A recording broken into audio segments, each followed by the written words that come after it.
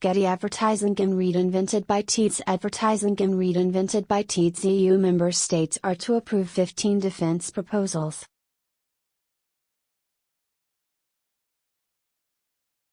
European Union officials insist the permanent structured cooperation, PESCO, proposals fall well short of creating a European army.But the 15 defense-related projects to be signed off next Monday include proposals for armored vehicles, amphibious assault vehicles and light tactical vehicles as well as submarine drones.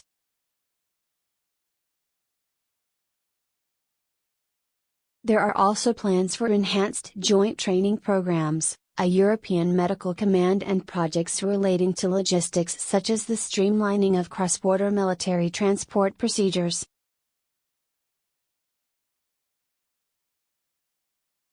A cybersecurity upgrade and introduction of cyber rapid reaction units also stand out on the list of items to be approved.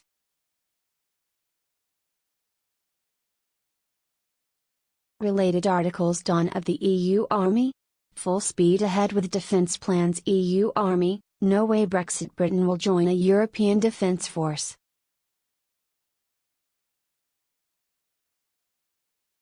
Getty. One of the projects is for armed amphibious vehicles.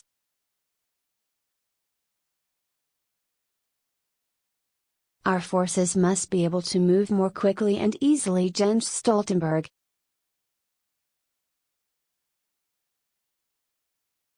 So far, 23 EU nations have signed up to the PESCO Pact, which also includes commitments to integrate armed forces, boost defense spending and establish a new headquarters building.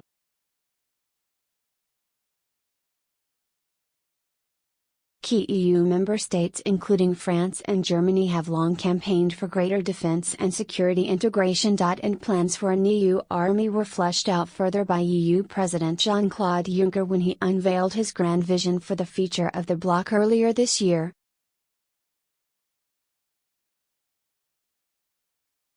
Speaking in September, Mr. Juncker said, "In the field of defense more effort is required. The setting up of a European Defence Fund is on our agenda."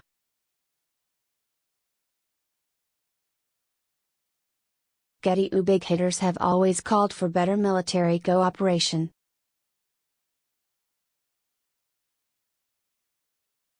Officials said the measures are intended to strengthen the capacity of European countries to give a coordinated response either within the EU or in cooperation with NATO or other countries.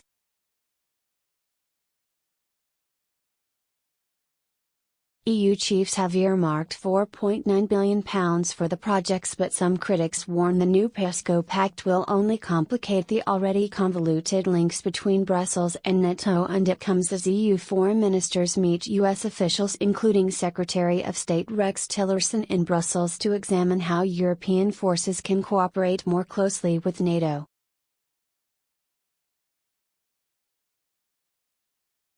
Secretary-General Jens Stoltenberg said, "In a constantly evolving security landscape, NATO's partnership with the European Union is more important than ever."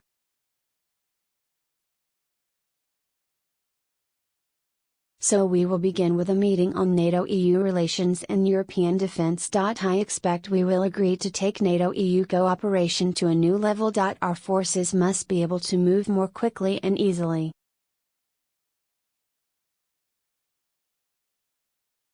So NATO and the EU will aim to make military mobility a flagship and a priority for our cooperation.